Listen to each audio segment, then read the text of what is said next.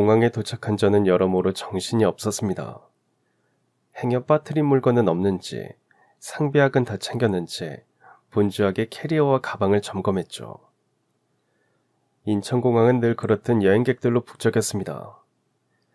남편은 저에게 환전하고 오겠다고 말하고 공항 안에 있는 은행 창구로 향했어요. 그 사이 저는 시어머니를 살폈습니다. 어머님 시장하지 않으세요? 비행기 타기 전에 뭘 좀 먹을까요? 너네 편한 대로 해라. 난 아무래도 상관없다. 어머님은 그렇게 말씀하시면서 휘둥그레진 눈으로 주변을 둘러보셨어요. 아이고, 크다는 말은 들었는데 이렇게 클 줄은 몰랐구나. 안에 들어가면 더 놀라실 거예요. 저랑 같이 들어가서 맛있는 것도 먹고 면세점 구경도 다녀요. 긴장하셔서인지 공항에 도착한 내내 얼어있던 어머님의 표정이 그제야 좀 풀어졌어요. 그 사이 환전을 마친 남편이 돌아왔고 저와 남편 그리고 어머님은 무사히 비행기 티켓을 받고 출국 절차까지 마쳤습니다. 아휴, 외국 한번 나가기 어렵구나. 무슨 과정이 이리 복잡한지. 니들 아니었으면 난 꿈도 못 꿨을 거다. 어머님은 그 복잡한 과정에 혀를 내두르셨어요. 그 사이 남편이 참지 못하고 퉁명스레 한마디 했습니다. 그럼 그냥 집에 계시지 뭐하러 따라오셨어요? 아유, 당신은 말을 또 왜 그렇게 하고 그래. 어머니, 이는 어머님이 힘드실까봐 한 소리예요. 저희 뭐 좀 간단하게 먹을까요? 어머님은 제 말에 선선히 식당 쪽으로 발걸음을 옮기셨어요. 그 사이 저는 남편에게 눈짓을 줬습니다. 괜한 말 하지 말고 그냥 있으라는 뜻이었죠. 그렇게 저희는 식당에서 간단히 요기를 해결했습니다. 어머님이 화장실에 간 사이 남편이 불만을 터뜨렸어요. 당신한테 미안해서 그러지. 이게 말이 되는 경우야? 아니, 아들 신혼여행 따라오는 부모가 세상에 어딨어? 이게 대체 무슨 경우냐고. 남편은 노골적으로 불만을 드러냈어요. 그러면서 저에게 진심으로 미안해했습니다. 인생에 단 한 번뿐인 신혼여행인데 내가 정말 당신 볼 면목이 없다. 미안해. 괜찮아. 기왕 모시고 가는 거 어머님 불편하지 않게 더는 일 갖고 왈가왈부하지 말자. 뭔가 주객이 전도된 것 같았지만 저는 그런 말로 남편을 달랬어요. 물론 저도 어머님이 갑자기 신혼여행을 따라가신다고 했을 때는 솔직히 당황했습니다. 태어나서 지금껏 해외여행 한 번 못 가봤다. 나도 데리고 가라. 결혼 준비하는 내내 별다른 간섭을 않던 어머님이 갑자기 그렇게 말씀하시니 저나 남편이나 당황할 수밖에 없었죠. 남편 말 맞다나 인생에 한 번 있는 신혼여행인데 시어머니를 대동하고 가다니. 인터넷에 글을 올린다면 모두가 공분할 만한 상황이었습니다. 남편은 완강히 반대 의사를 밝혔고 저 역시 처음에는 어렵겠다고 생각했어요. 하지만 다시금 생각해보니 그가 남편과는 여기저기 여행을 많이 다녔고 이참에 어머니와 좀 친해질 수 있지 않을까 해서 도리어 제가 남편을 설득하게 되었습니다. 사연을 들으시는 분들은 대체 왜 그런 결정을 내렸나 의아하실 거예요. 사실 저에게는 일종의 로망 같은 게 있어요. 바로 딸 같은 며느리가 되는 건데요. 여기에는 저희 엄마와 친할머니가 큰 영향을 끼쳤답니다. 저희 집은 어릴 때부터 친할머니와 가까운 곳에 살았어요. 외가는 지방에 있어서 왕래가 어려웠거든요. 그래서 엄마는 모든 친할머니의 도움을 받으셨죠. 제가 어릴 때는 엄마가 파트타임으로 근무하신 터라 어린이집에서 무슨 일이 생기면 친할머니가 달려오시곤 했어요. 어머님, 지은이가 어린이집에서 열이 난다고 연락이 와서요. 좀 데리고 와주실 수 있을까요? 그럼 내가 갈 테니까 넌 걱정하지 말고 일 봐라. 할머니는 열이 나는 저를 업고 집으로 와서는 열 내리라고 부채질도 해주시고 차가운 식혜도 챙겨주셨어요.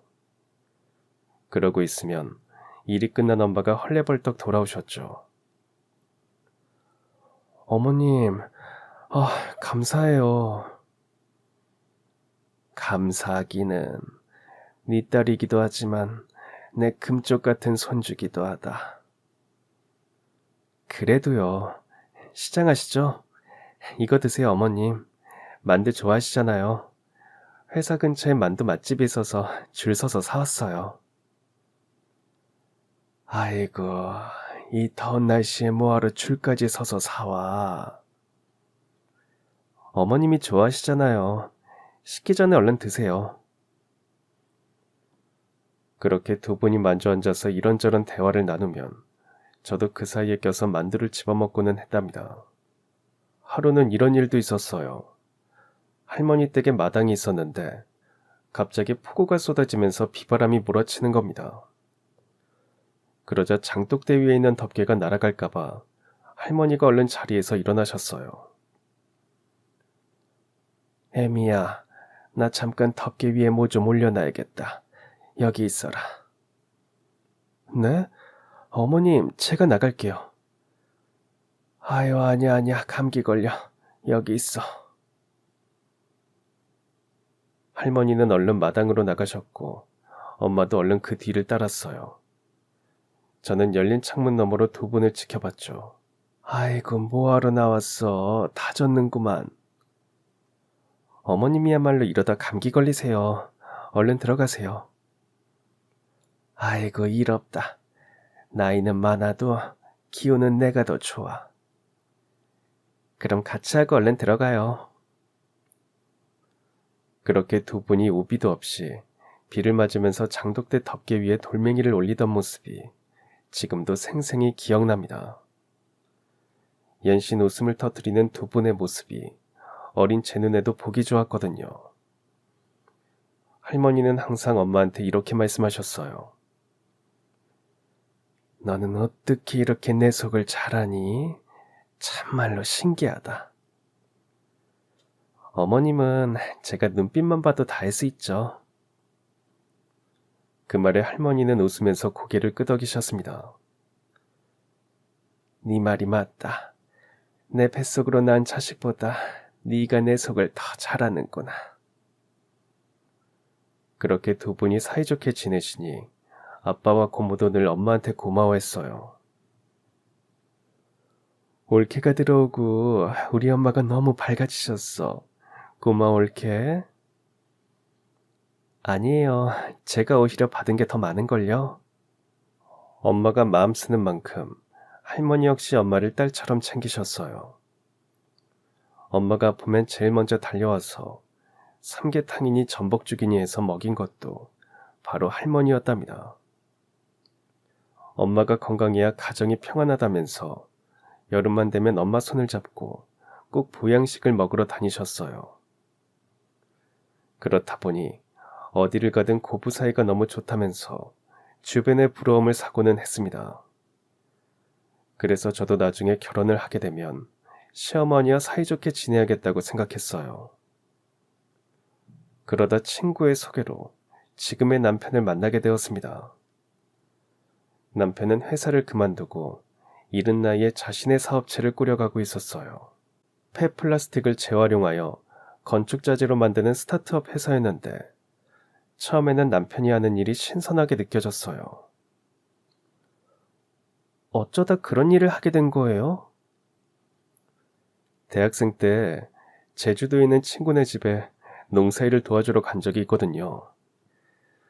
근데 한쪽에 폐 비닐이랑 플라스틱이 산더미처럼 쌓여 있더라고요.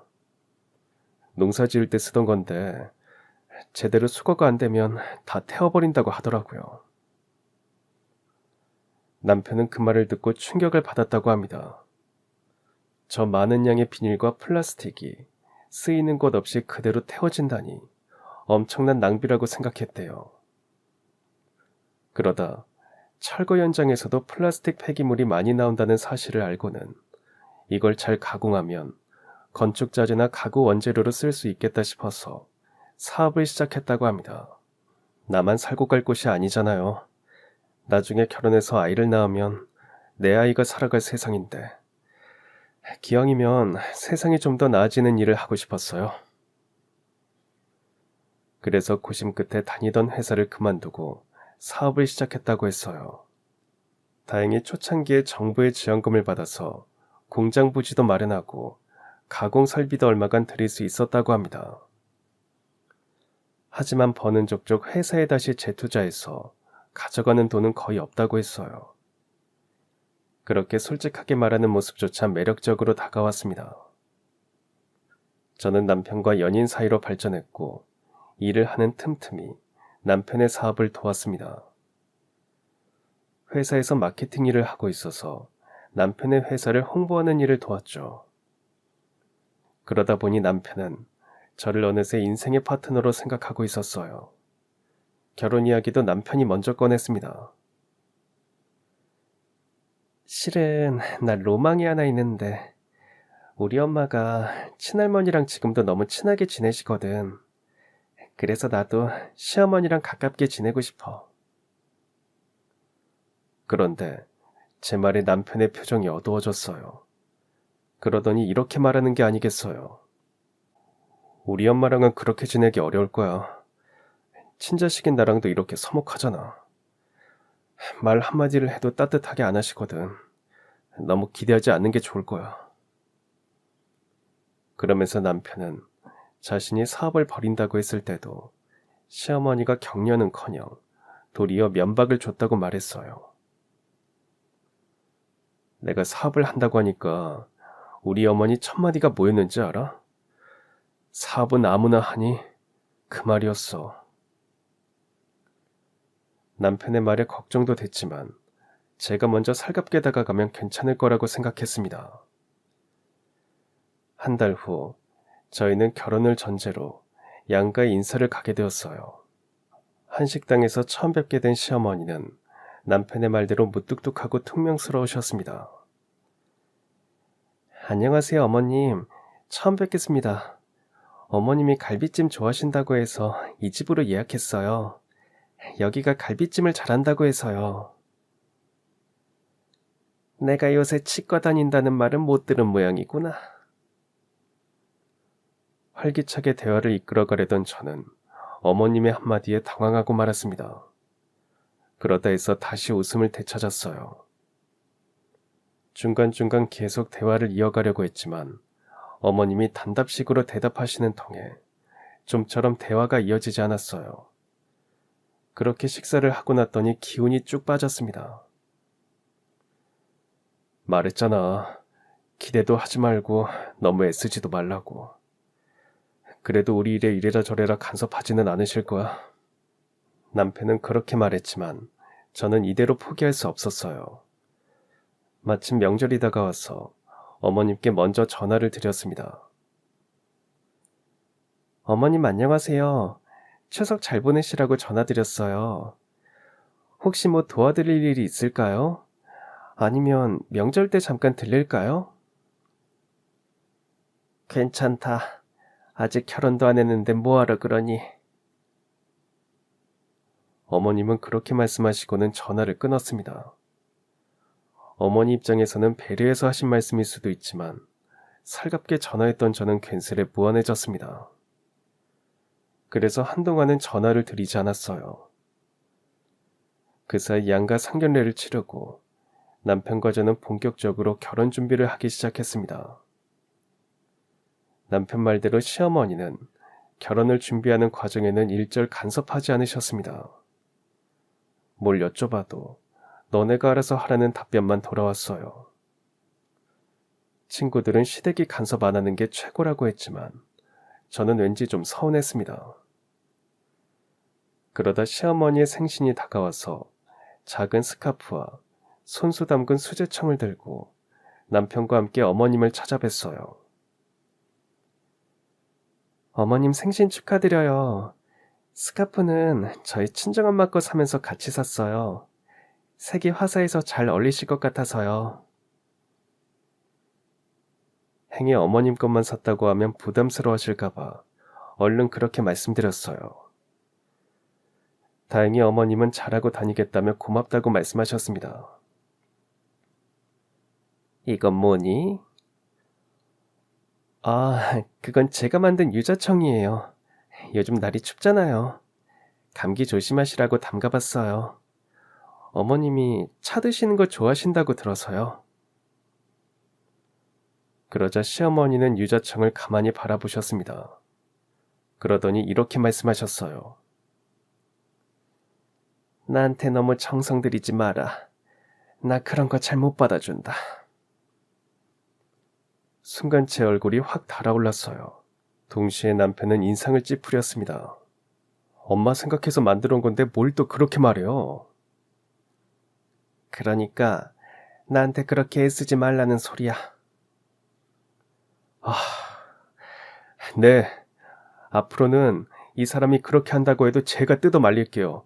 걱정 마세요. 아휴.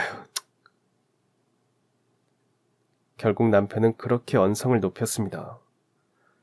좋은 뜻에서 한 행동인데 도리어 모자 사이에 불화를 일으킨 것 같아서 마음이 안 좋았어요. 제가 이렇게 행동하는 게 어머님 입장에서는 부담스러울 수도 있겠다. 그런 생각도 들었습니다. 그 후로는 저도 어머님께 먼저 연락을 드리지 않았어요. 여전히 마음 한편에는 어머님과 친하게 지내고 싶다는 마음이 있었지만 어머님이 그걸 부담스러워하시면 강요할 수는 없는 거였으니까요. 제가 너무 성급하게 다가갔나 반성도 하게 됐고요. 그러던 차에 뜻밖에도 어머님께서 먼저 연락을 해오셨습니다. 오늘 저녁에 잠깐 볼 수 있으면 석진이랑 같이 좀 보자꾸나.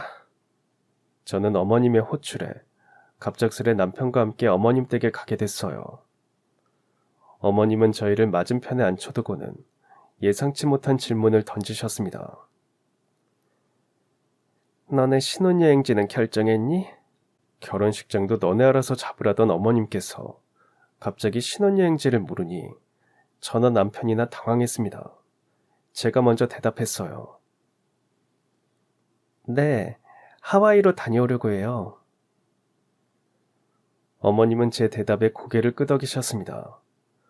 그러더니 상상도 못한 얘기를 꺼내셨어요. 하와이, 나도 같이 가자.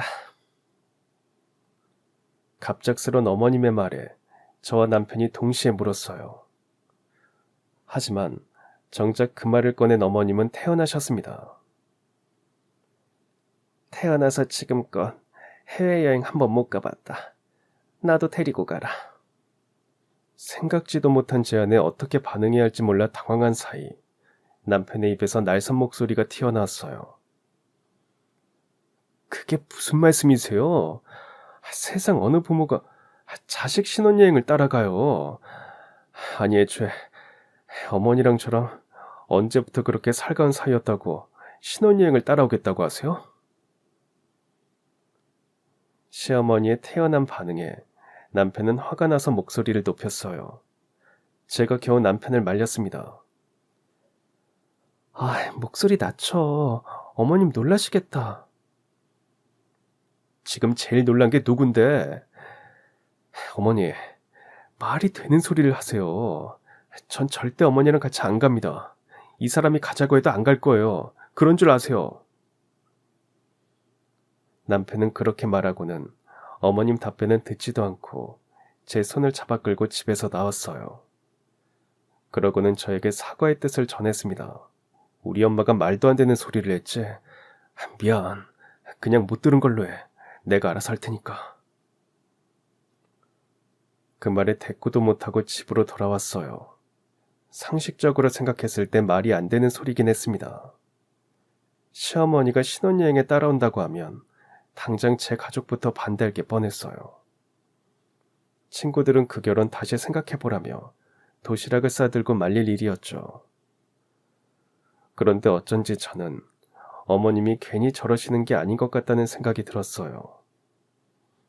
무뚝뚝하고 퉁명스럽긴 하지만 어머님이 경우가 없는 분은 아니었습니다. 표현이 서툴러서 그렇지 명절 때 찾아가서 돕겠다는 저한테 도리어 결혼 전에 그럴 것 없다면서 만류하신 것도 어머님이었고요.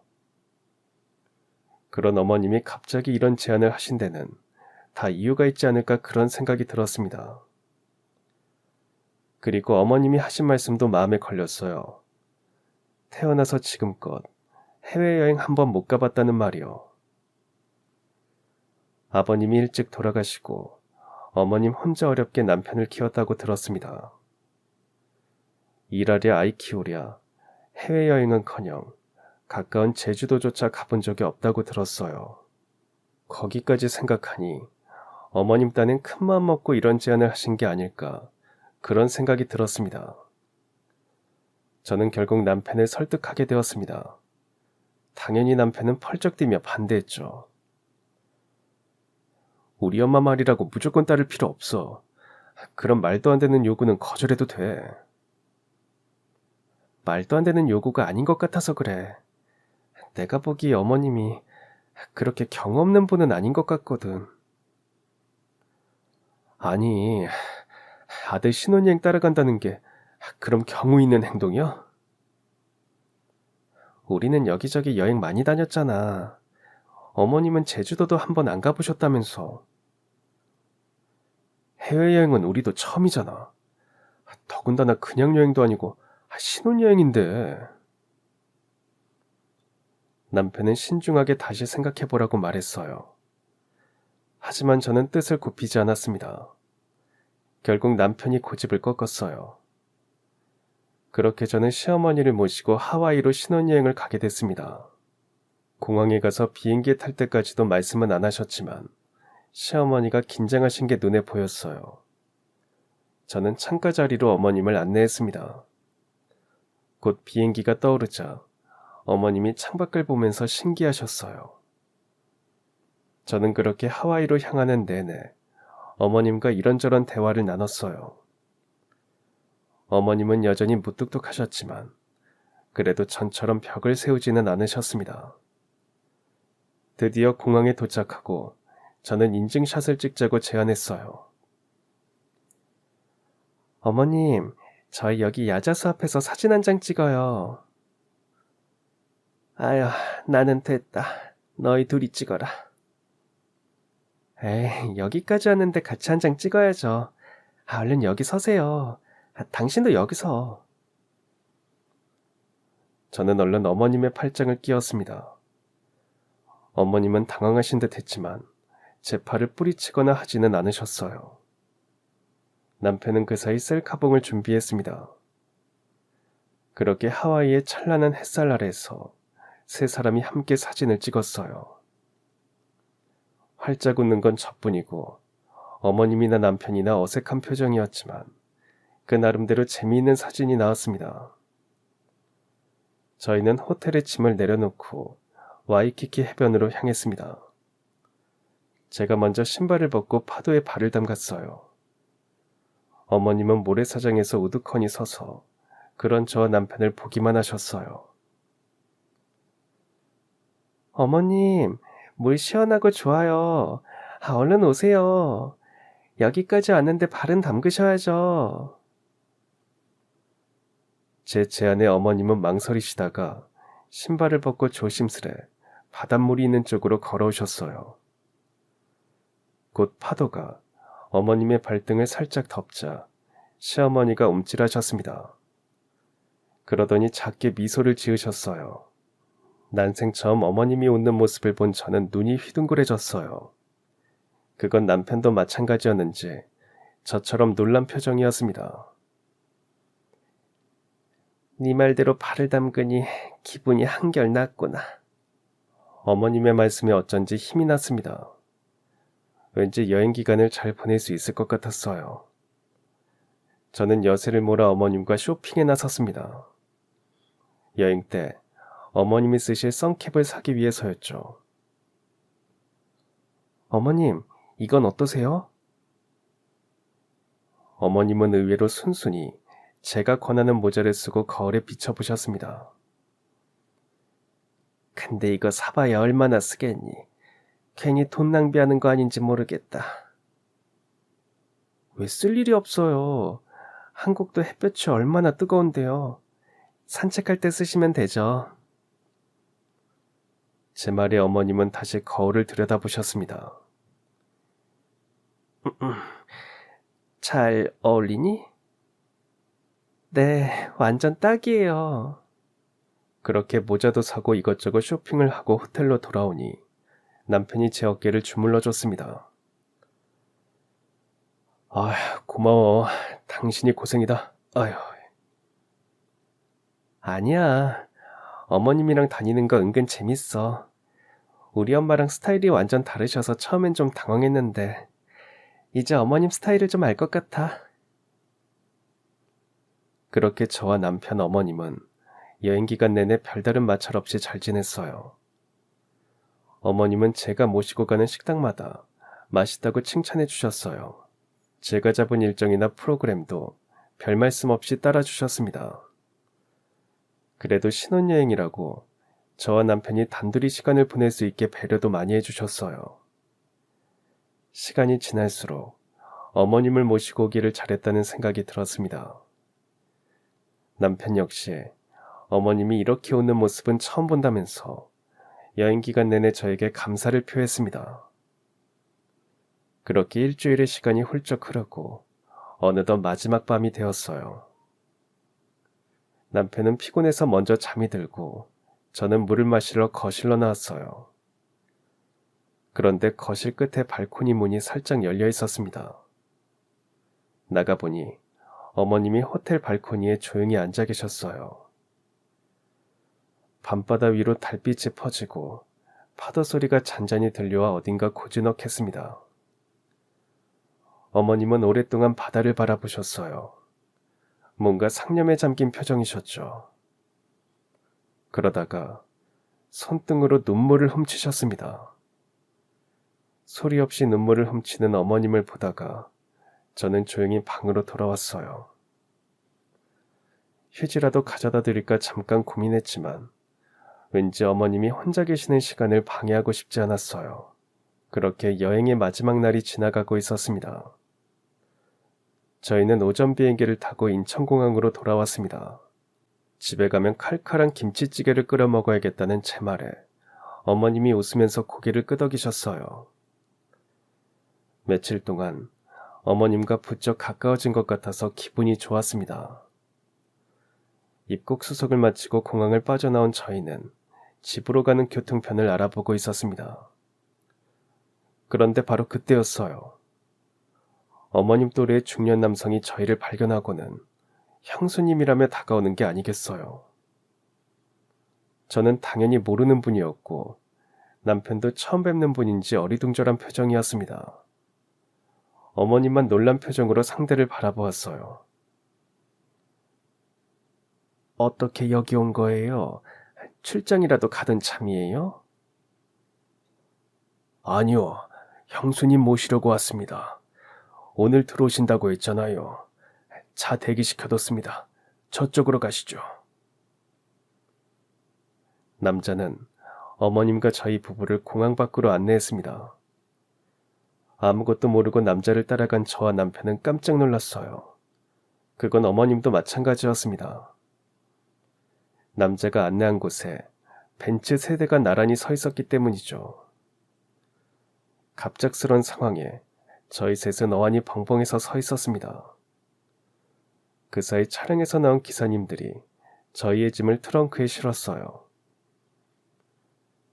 형수님 타시죠. 아들 내외분은 뒷차로 모시겠습니다. 이게 다 무슨 일이에요?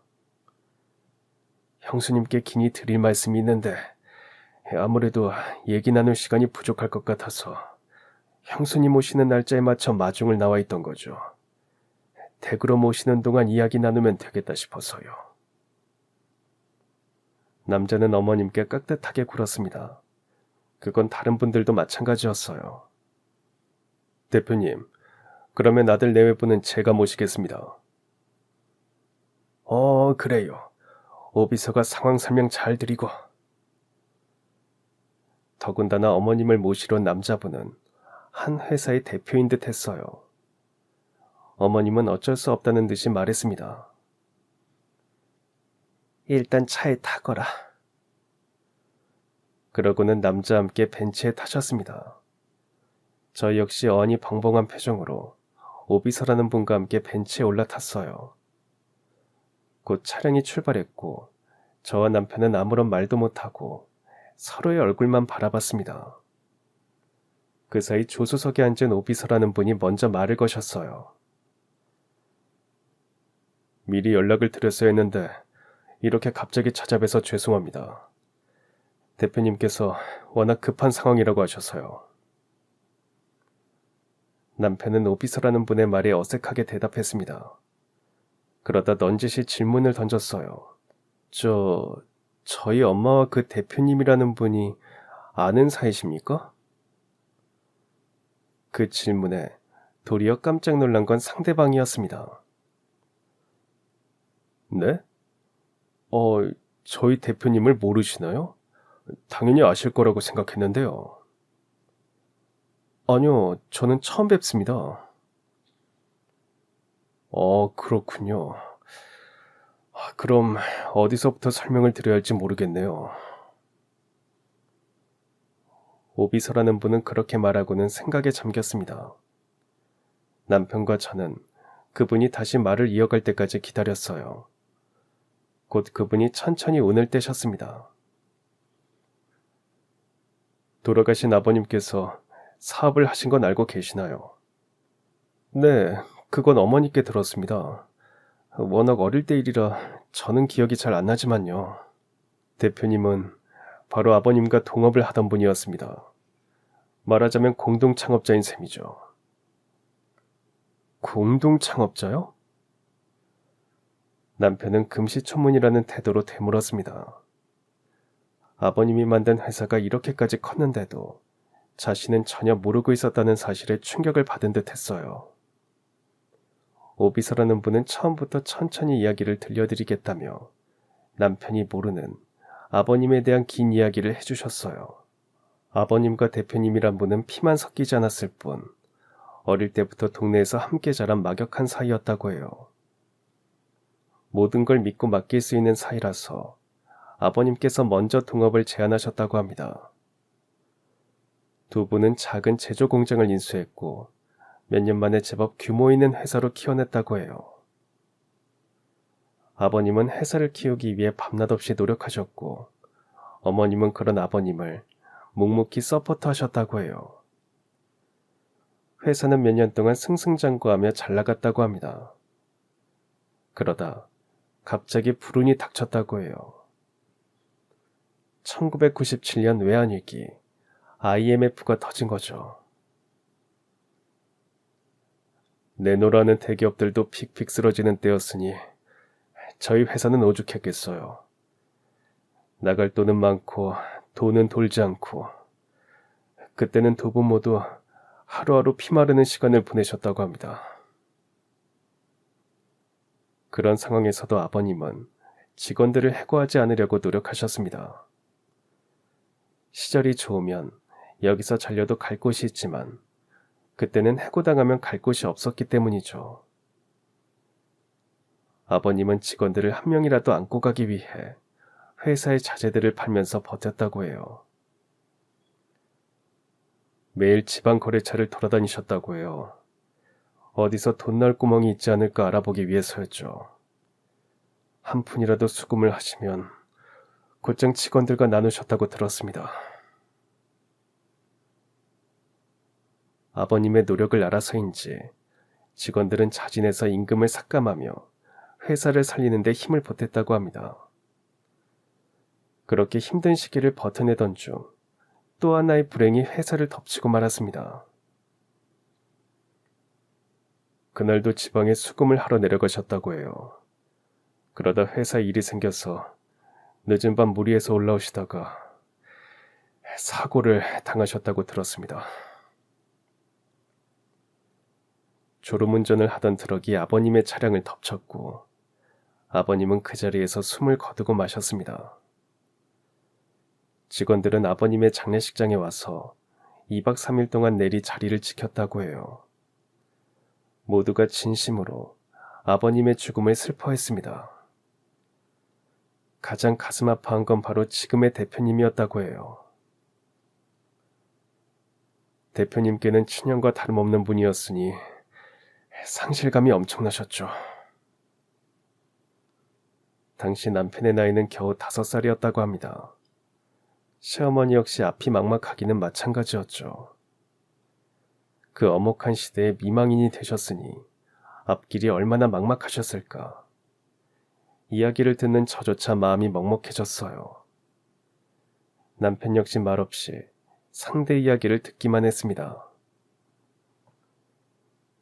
그런데 사모님께서 정말 엄청난 결단을 내리셨다고 들었습니다.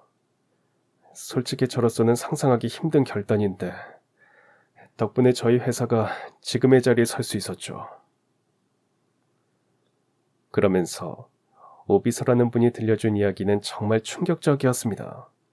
직원들의 도움으로 장례를 모두 치르고 49제까지 마친 시어머니께서 대표님을 따로 부르셨다고 해요. 그러더니 이렇게 말씀하셨다고 합니다. 목돈이 있으면 당장 급한 불은 끌 수 있는 건가요? 네, 그렇기는 한데 지금 당장 목돈 구하기가 쉽지 않네요. 여기저기 알아보고는 있는데 은행도 망해서 문을 닫는 판국이니까요. 어머님의 물음에 대표님은 한숨을 쉬며 그렇게 답하셨다고 합니다. 그러자 어머님께서 준비해둔 서류 봉투를 말없이 내미셨다고 해요. 놀랍게도 그 안에는 10,000원짜리 현금이 빡빡하게 들어있었다고 합니다. 형수님, 이게 다 뭔가요? 가져다 써요. 당장 급한 불을 끌 수 있으면 좋겠는데 충분할지는 모르겠네요. 이 돈은 다 어디서 난 겁니까? 그 말에 어머님은 대답을 안 하셨다고 합니다. 잠시 침묵하던 대표님은 떨리는 목소리로 이렇게 물으셨다고 해요. 설마 이거 형님 사망보험금입니까? 그 말에 어머님은 눈시울을 붉히면서 고개를 끄덕이셨다고 합니다. 대표님은 떨리는 손으로 봉투를 내려놓았다고 해요. 안 됩니다. 제가 어떻게 이 돈을 받습니까? 홀로 남은 형수님을 도와드리지는 못할 망정 저는 못 받습니다. 이 돈은 형수님이랑 아이 살아가는 데 쓰셔야죠. 받아요. 나도 고심하고 결정한 거예요. 내가 이 돈을 가져가면 나랑 아들 둘이 살겠지만 회사를 살리는 데 보태면 직원 수십 명이 살 수 있잖아요. 남편도 분명 이걸 바랬을 거예요. 먼저 세상 떠난 남편의 유지를 받을 수 있도록 도와주세요. 어머님의 말씀에 대표님은 펑펑 우셨다고 해요. 솔직히 받으면 안 된다는 걸 알았지만 시어머니 말씀대로 당장 그 돈이면 급한 불을 끄고 회생의 기회를 잡을 수 있기에 고심 끝에 돈을 받았다고 합니다. 거듭 시어머니에게 감사와 사과를 표하면서 말이죠. 투자에 대한 보답으로 대표님은 시어머니에게 투자자 혹은 동업자의 지위를 제안했다고 해요. 하지만 시어머니는 단칼에 거절하셨습니다. 내가 회사 일에 대해 뭘 알겠어요. 경영에 대해서는 아는 게 전혀 없고요.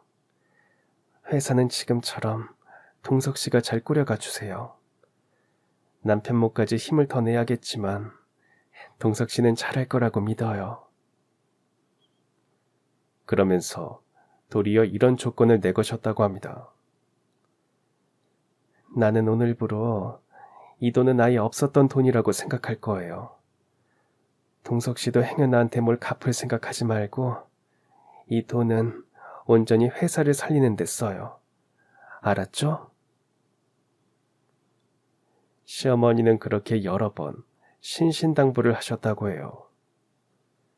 그 후 원래 살던 집을 팔고 더 작은 집으로 이사하셨다고 합니다. 그 과정에서 전화번호도 모두 바뀌어서 대표님과는 연락이 아예 끊어졌다고 했어요. 그러다 몇십 년 만에 사모님께서 먼저 연락을 주셨다고 합니다. 그게 며칠 전의 일이죠. 그러더니 이후 상상도 못한 이야기를 꺼내셨어요. 혹시 두 분은 사모님이 앓고 계시는 병을 알고 계십니까?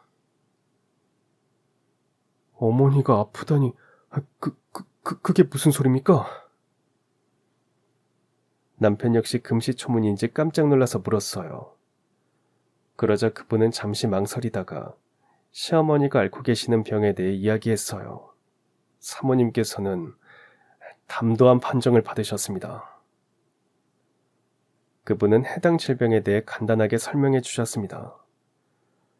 간에서 소장으로 이어지는 담관에 생기는 암인데 조기에 발견하면 수술이 가능하지만 그 과정이 매우 복잡하다고 말했습니다. 담관 일부와 간 일부를 절제하고 재건 수술까지 진행해야 해서 수술 난이도도 높고 치료 비용도 만만치 않다고 들었습니다. 저희 어머니는 어떤 상태인 겁니까? 다행히 사모님은 초기에 발견하셔서 수술을 받으면 회복하실 수 있다고 들었습니다. 다만 타이밍을 놓치면 자칫 전이가 될 수 있어서 하루빨리 수술을 받아야 하는 상황입니다. 무거운 진실 앞에 남편과 저는 침묵했습니다. 왜 어머님은 이 사실을 저희에게 숨긴 건지 속상한 마음에 자꾸 눈시울이 시큰해졌어요. 남편 역시 감정이 북받쳐 오르는지 목소리가 잠겨 있었습니다. 어머니가 대표님을 찾으신 이유는 뭐였습니까? 수술비 때문이었습니까? 아니요, 아드님 때문이었습니다. 자신이 죽게 되면 아드님과 아드님의 사업체를 좀 봐달라고 부탁하셨습니다. 그 이야기를 듣는 순간 남편은 참지 못하고 울음을 터뜨렸습니다. 저 역시 손등으로 눈가를 훔쳤어요.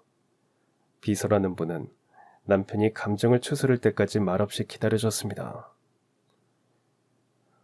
어머니는 왜 자신이 죽을 거라고 생각한 거죠? 아마도 수술 비용 때문에 그러신 것 같습니다. 게다가 수술 자체가 워낙 고위험 수술이라 더 그러셨던 것 같고요. 어머님의 성정을 생각하면 충분히 이해할 수 있는 상황이었습니다. 자식에게 폐를 끼치고 싶지 않은 마음에 조용히 모든 걸 정리하려고 하셨던 것 같아요. 물론 그 이야기를 듣자마자 저는 신혼집 전세금을 빼서라도 어머님 수술을 바로 진행해야겠다고 생각했습니다. 아마 남편도 마찬가지였을 거예요. 그런데 그 비서라는 분이 뜻밖의 이야기를 꺼내셨습니다. 대표님께서는 그 이야기를 듣고 충격에 빠지셨습니다. 그리고 결단을 내리셨어요. 과거 저희 회사에 투자한 비용을 이자까지 쳐서 돌려드리기로 말이죠. 그게 무슨 소리입니까? 사모님의 수술 비용은 물론 완치하실 때까지 모든 치료 비용을 저희 회사에서 부담하겠습니다. 더불어 사모님께서 여행을 나가 계시는 동안 이 분야의 최고 권위자를 섭외해 두었습니다. 마침 대표님과 친분도 있는 분이라 곧바로 수술 날짜를 잡아주시기로 했습니다. 뜻밖의 전개에 저와 남편은 얼떨떨한 표정이 되었어요. 그 사이 비서라는 분이 저희를 돌아봤습니다. 두 분을 따로 태운 건 긴히 부탁드릴 게 있기 때문입니다. 사모님이 수술을 받으실 수 있도록 설득해 주셨으면 합니다. 대표님께서는 사모님이 절대 그 돈을 받지 않으실 것 같다면서 자녀분들께 설득을 부탁하셨습니다. 저희 회사가 큰 위기에 빠졌을 때 회사를 수렁에서 건져주신 분이 바로 사모님이라고 들었습니다. 꼭 좀 부탁드리겠습니다. 그분은 그렇게 말하면서 정중하게 고개를 숙여 보였습니다. 저희도 얼결에 마주 고개를 숙였어요. 그 사이 차량은 어느덧 어머님 댁 앞에 도착했습니다. 어머님이 차량에서 내리시고 저희 역시 차에서 내렸습니다. 대표님은 표정이 어두웠어요. 아마도 어머님이 대표님의 제안을 거절하신 모양이었습니다. 저희는 태워다 주셔서 감사하다는 인사를 드리고 어머님을 모시고 집으로 들어갔습니다. 하지만 막상 집으로 들어오니 어디서부터 이야기를 꺼내야 할지 막막했어요. 그 사이 남편이 먼저 툭 말을 꺼냈습니다. 비서라는 분께 들었어요. 바로 수술 받으세요. 내일이야. 신경 쓸 거 없다. 어떻게 신경을 안 써요? 내 부모님 일인데. 어머니, 이대로 가다가 돌아가실 수도 있다면서요. 사람이 갈 때가 되면 가는 거지. 괜히 주변에 패기치고 싶지 않다.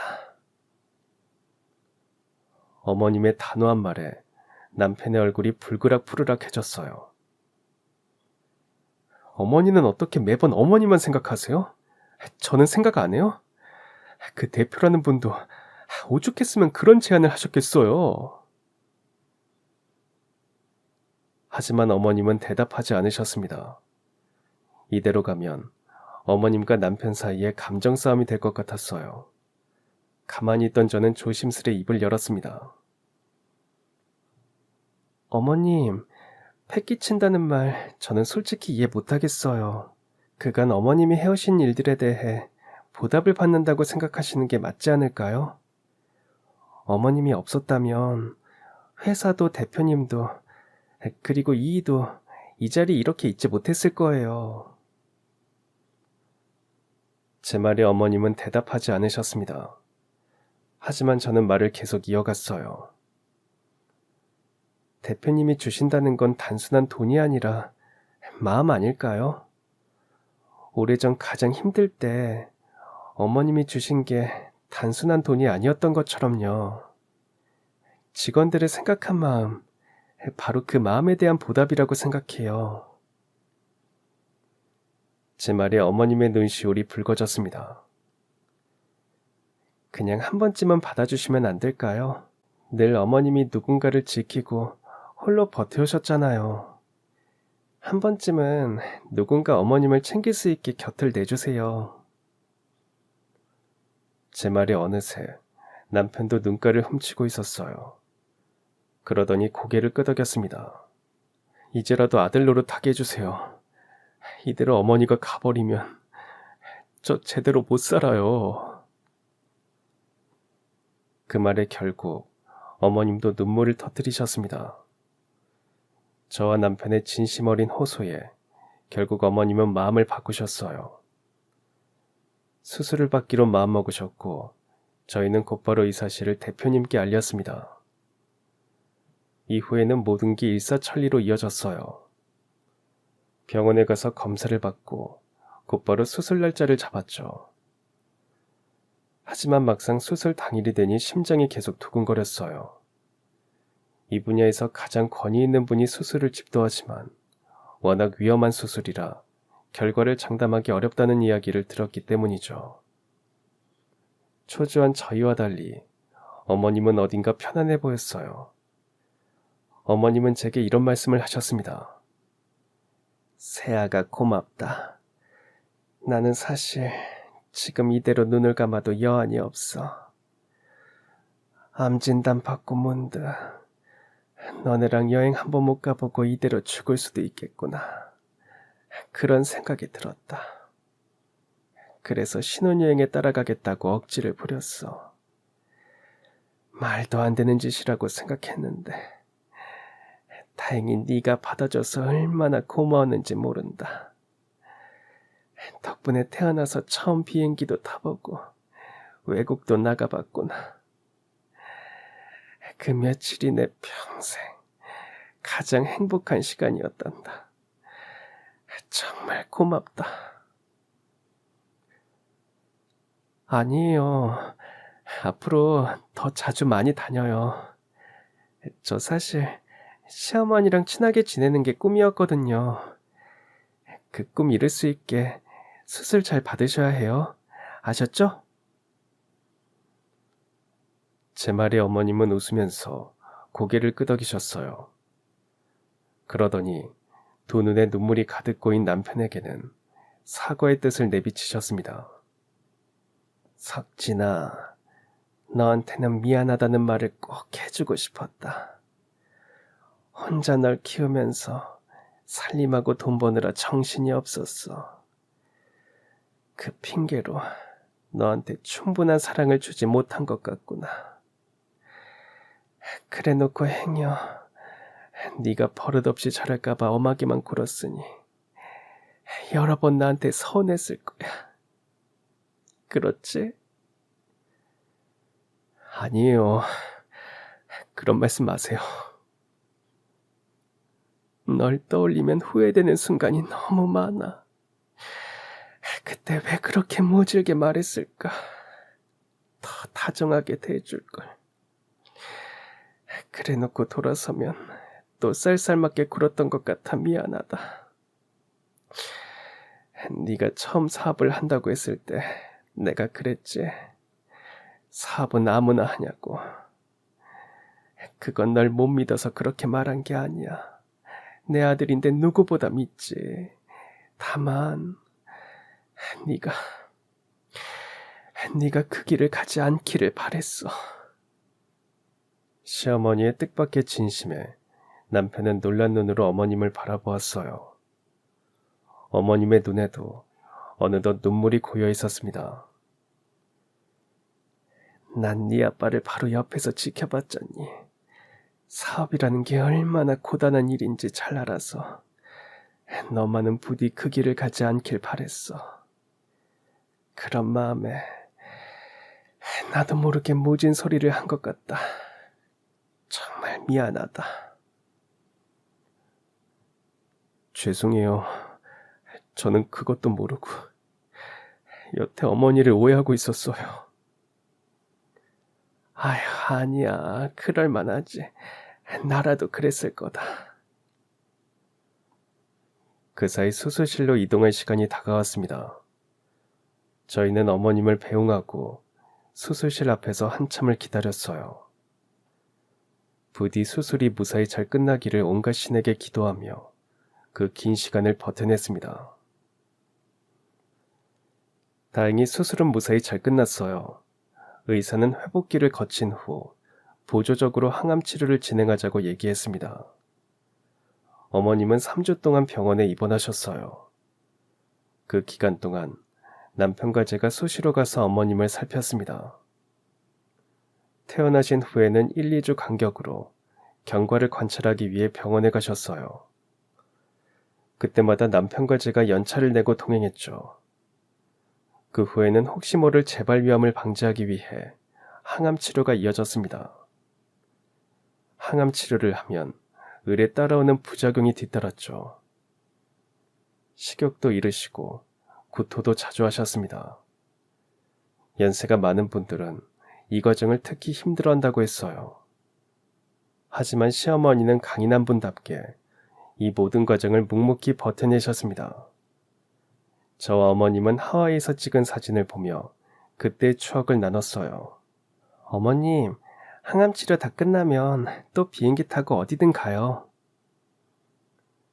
어머님은 제 제안에 흔쾌히 고개를 끄덕이셨습니다. 대표님은 약속대로 어머님의 병원비를 모두 지원해 주셨습니다.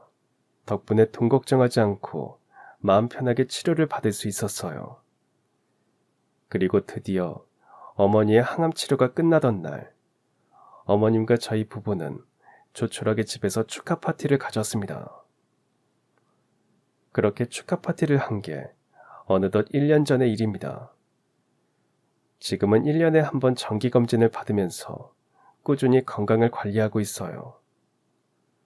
5년 이상 재발하지 않고 지나가면 완치 판정을 받는다고 하니 그때까지는 긴장의 끈을 놓지 않고 어머님을 곁에서 잘 모시려고 합니다. 참, 그 일 이후 어머님과 저는 부쩍 가까워졌어요. 얼마 전에는 함께 일본으로 온천 여행도 다녀왔습니다. 세상에, 이렇게 좋은 곳이 많은지 여태 모르고 살았구나. 지금부터 부지런히 저랑 같이 다녀요. 요즘에는 어머님과 또 어디를 갈까 새로운 여행지를 알아보는 재미에 푹 빠져 지내고 있습니다. 저희 가족에게는 어머님의 암투병이 큰 시련이었지만 어머님이 과거에 베푸신 공덕으로 큰 위기를 무사히 헤쳐나간 것 같습니다.